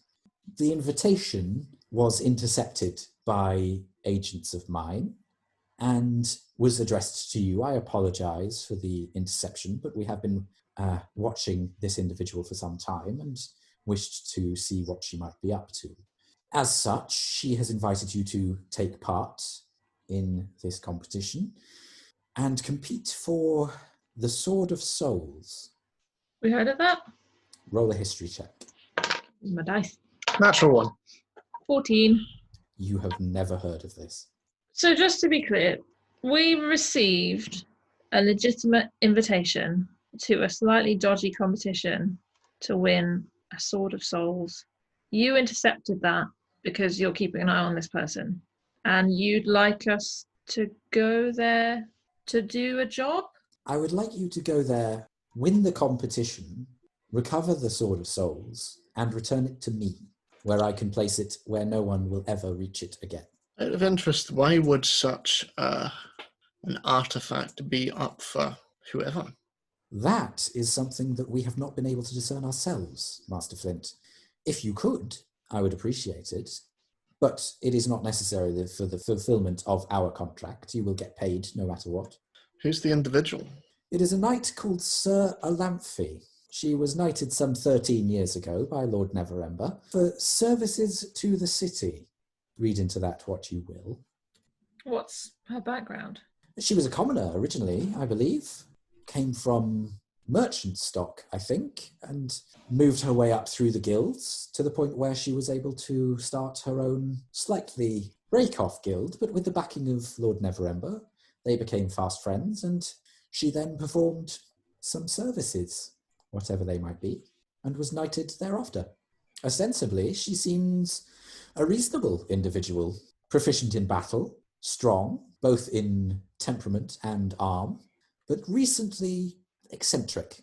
I mean, as far as I'm concerned, I'm retired now.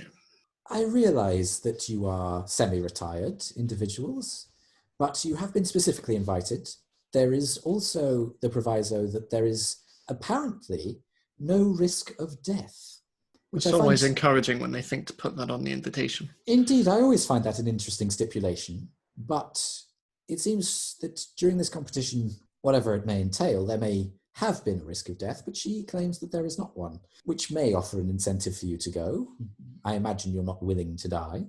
Well, who else is being invited? What kind of people are being invited to this? From what I've heard, adventurers similar to yourselves.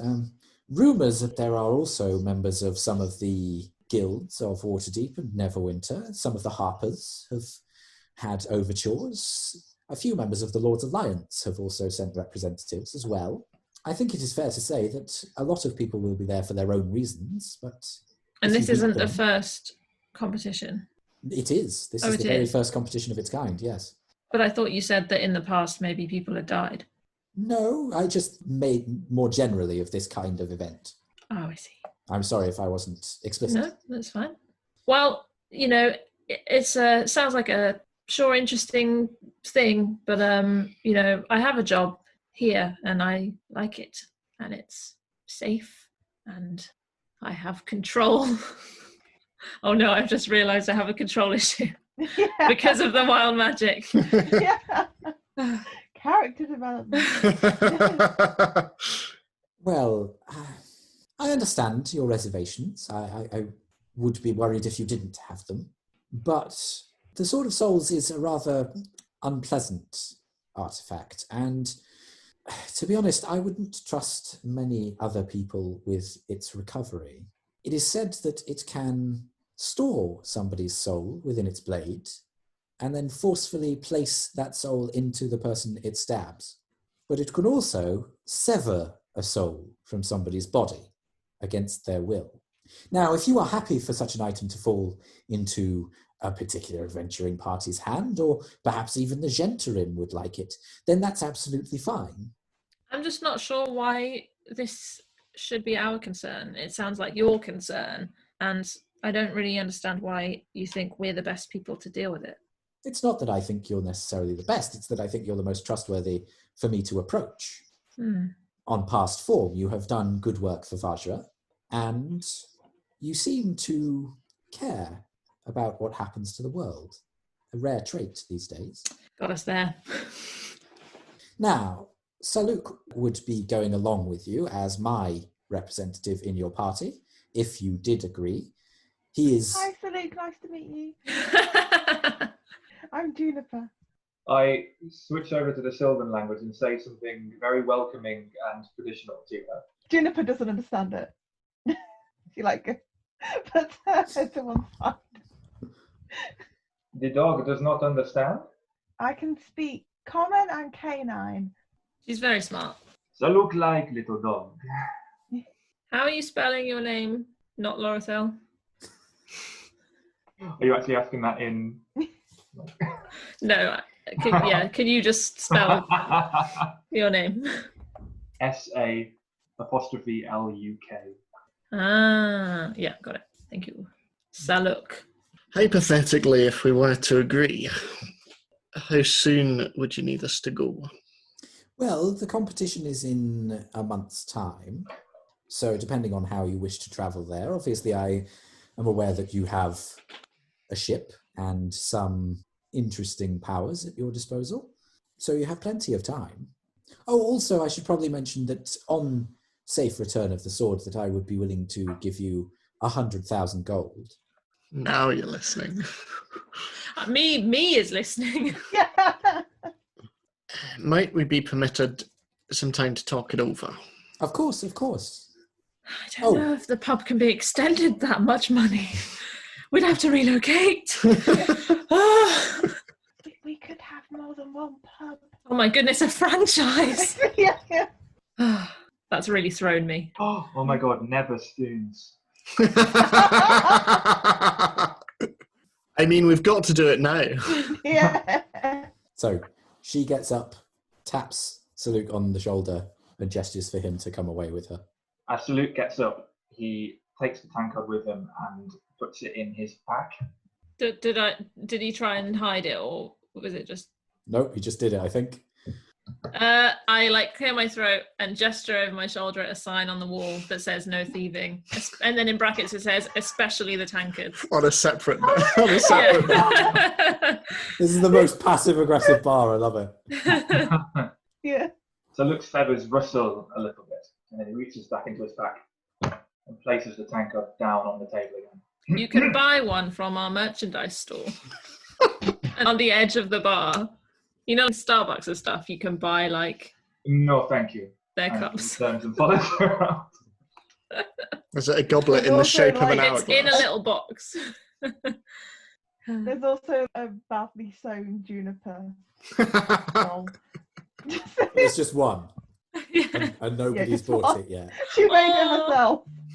It's not- Flint's bought two. Yeah, but I'm not telling Juniper, every time I'm like, oh, another customer came in today and bought one of your dolls. And every time it's just... She's so proud. Okay, so they have walked out of the bar, out of earshot. Okay. Well, that was interesting. And then I go back to the bar and start clearing up. I mean, she seemed genuine. What, you want to go?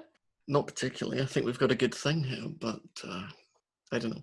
It sounds like not to sound too cliched, but bad weapon falling into the wrong hands. She does have a point. Yeah, but they're expecting the Bane Glorious, and we are a small portion of that. Aye. So who's to say we'd even win? Maybe we'd be up against groups of the size we used to be. Possibly. And anyway, I have a business to run. Yeah, but you've also got Hawkins, Dawkins and Hawkins. They can run it in your absence if needs be. But I like the control. I slowly move you away from the bar and sort of... Juniper, what do you think? I mean, you can't have a Juniper jamboree without Juniper. You have That's a very to good point. have a Hawkins hoedown. Which sounds, if I'm being honest, like a fairly decent proposition. I mean, we could have pubs in lots of places. We could. If we Good. wanted. But who would manage them? I'd have to hire other managers to work in the different. I can't be at all of them. Oh, I do have mirror image. I wonder if there's a spell where I can duplicate myself and manage forever. the pubs. I don't think it's over that much distance. I think Because that's you a just have to great do the same idea. motion. Yeah. Something like that low-powered simulation. Like, can I have this? Yes. You know, Erallur, in some of my bone magic studies, I did see some cloning spells, but the problem is you've only got one soul, and one soul can't be in lots of bodies. Well, there's this sword of souls that she was talking about. Professor, what would happen if I somebody could use was it for a business business purposes. soul? Are we going to make a Horcrux? Erallur's going down a dark. Oh, dear. Juniper, what do you think of this whole thing? She seemed nice, and her friends seemed nice, but I would be worried if we left and Lorethel came back and didn't know where we were. Yeah. Well, we would probably tell Hawkins and Dawkins where we were. But yeah, Yeah, okay. we wouldn't want him to think that we'd gone off without him. No, that would be sad. Mm. I suppose it's whether we think we can stay and be safe in the pub, or if we're worried that if we don't go, then we won't have a pub, because I don't know. Could you? I mean, it's one sword. It's not a volcano. You're right, Juniper. It's not a volcano. She's like nodding, like she's Like, That famous saying, it's one sword, it's not a volcano. Maybe we should find out some more about this knight who's holding the competition. I mean, it's at least worth another word. Ask a bit more information and... I could see if Vajra knows anything. She might even know the sword. Sounds like a good one. Could always go to Neverwinter, but not confirm we'll do it until we're sure. That's true. Go on Yes. a holiday. We could go on a holiday. I feel like we're due a holiday, having had a year-long holiday. You did lots of hard work, Erallur. Well, it doesn't feel like work when you're having fun. Wow. I'm sure it doesn't. I'm sure it doesn't. At this point, Luke comes back in sight and just comes and stands by the side of the staring at you all. Did you want to buy a mug? Or a doll, they're very good. Or sewn. I told her you wouldn't do it. I do not know much about you. I have only just heard of you myself, but it's plain to see you are settled and you have lost your edge. We will go now and find somebody else to do the task. I'm going to lean over to Flint, like so, and just go, he's trying reverse psychology.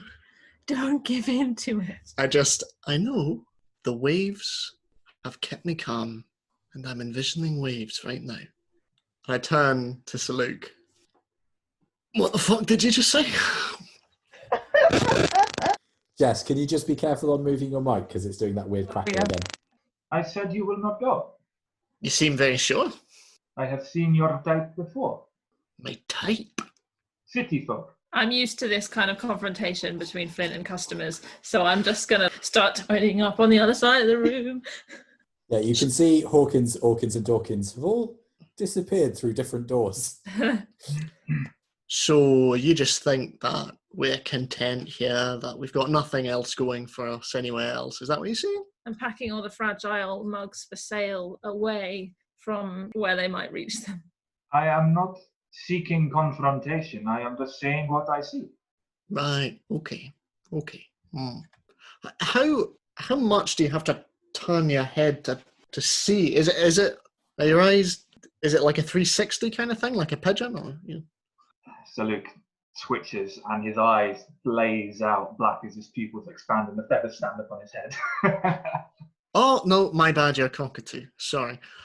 For reference, his eyes are quite forward, like a bird of prey. Like a cockatoo. Do you make fun of me, little man? I mean, it's such low-hanging fruit, you know. But look, to tell you the truth, we're still talking about it. Okay. We may well do it, we may well not. We're not sure. We're a business, right? Okay, so talk.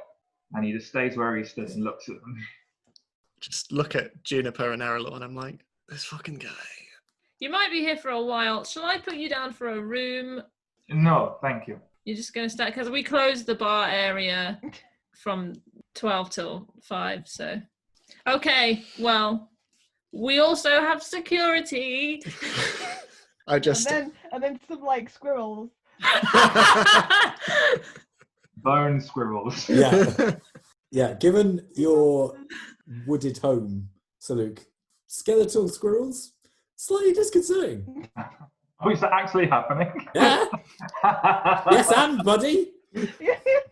I love it so much. This is the best spell Jennifer's ever had.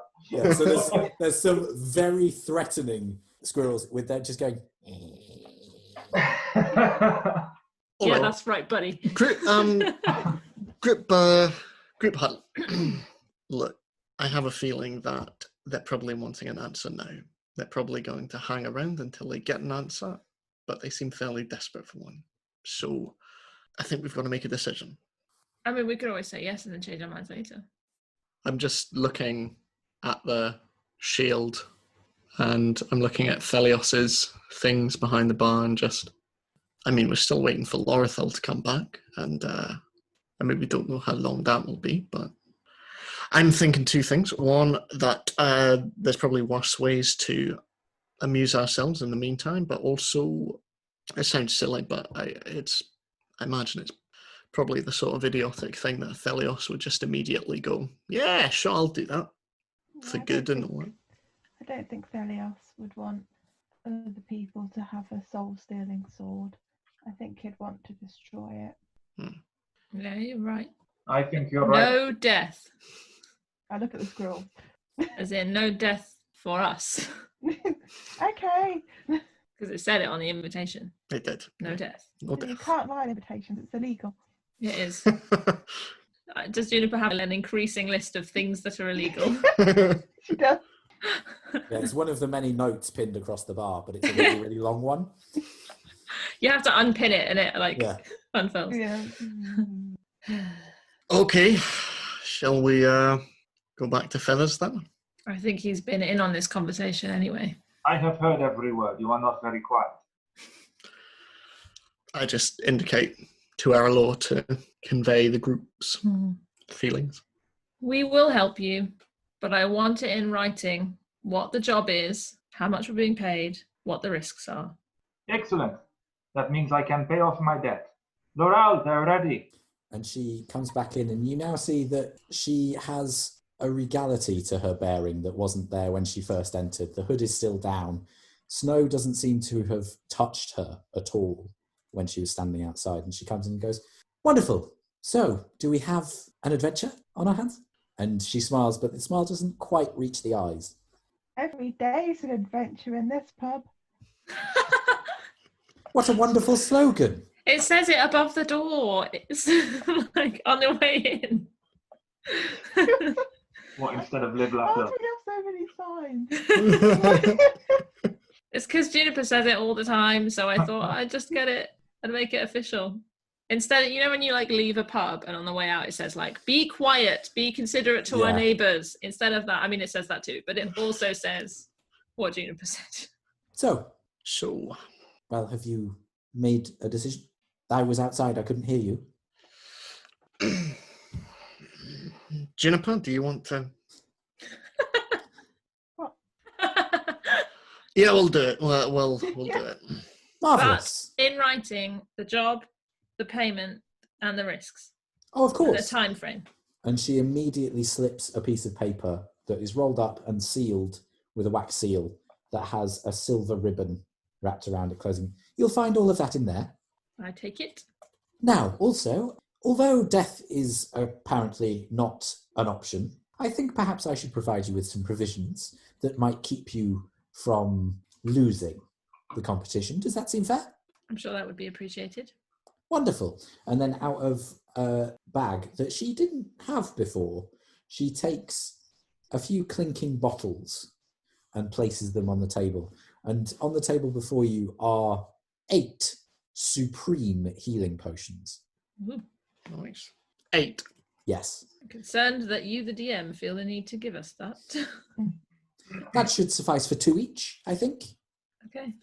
Now, you can trust Saluk. He owes me a debt, and if you choose to go in an undesired way, trust that he is very capable of making sure that the sword returns to me. Understood. Wonderful. If this is done, we are even, yes? We are, Saluk.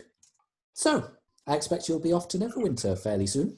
We'll We'll have a meet few tomorrow. things to iron out in terms of the business, so hold your horses there, Buckbeak. Right, boss? Oh, loads of stuff. Right. Loads of stuff. You know, running a pub.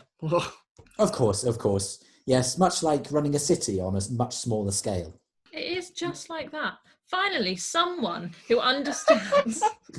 I was being sarcastic, Erallur dear. We do not want to waste time in the city. We must get on the road as soon as possible. Well, we have transport, so we can travel by coast. When did you say this competition is? In a month's time. Right. And how long does it take to sail there? I shouldn't imagine more than 4 or 5 days, probably. I think that's Yeah, right. A good lick, yeah. Yeah. Your boat's quite light, even with the forge, so it could move fairly quickly. If you don't run into anything awful, then yeah, maybe the most it would take is a 10-day. Okay, cool. Well, it would be good to maybe get there early. Aye. Get a lay of the land. I agree. I don't believe any of us have ever been there before. Nope. Well, thanks for stopping by. Thank you. Oh, also, I believe you know my sister. Should I send her your regards when I next see her? It depends who she is. Oh, I expect she was using an alias. She is wont to do that from time to time. We Silverhands all are. Hope, perhaps?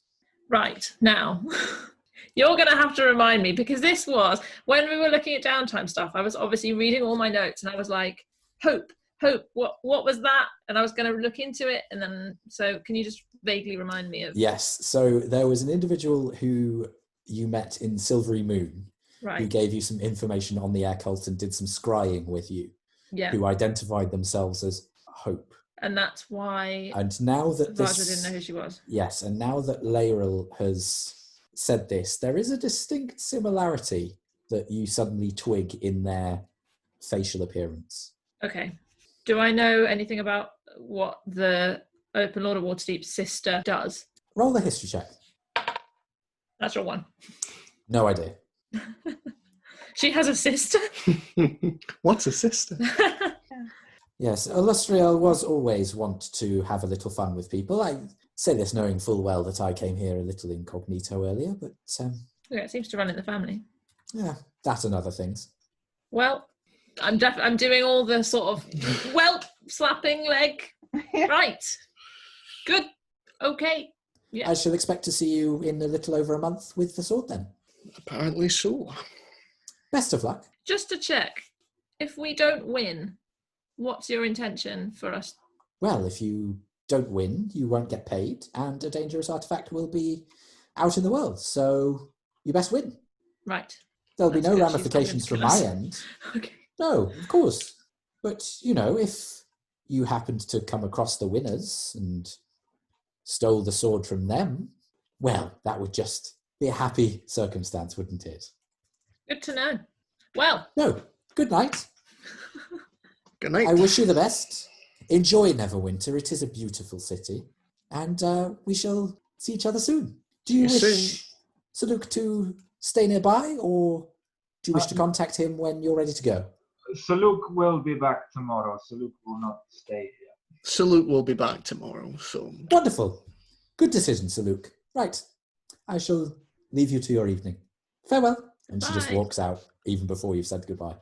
So She we ought was to be nice. companions for a while at least. we do have rooms here. They're 5 gold, whatever it is. What? I don't know what it is. No. We probably charge more now that it's better. I will be back tomorrow, as said. And he Right. starts to lead towards the door. Maybe Oh, he sleeps and- in a tree. Don't call me Birdbeak. And then he leaves. Well, this should be a fun month. Sure will. I think we might need those squirrels, Juniper. But they can come with us. Oh, good. Good. That'd be fun. This is fun. Bag of holding full of skeletons. Just open it up. Fling them out. I mean, who knows? So, an invitation has been extended and accepted. Next time you are on your way to Neverwinter. And that is where we will end tonight's session. Thank you very much for playing. Thank you very much for listening. I hope you enjoyed it. So, anyone wants to say bye, say bye. Goodbye. Bye. Bye. Bye.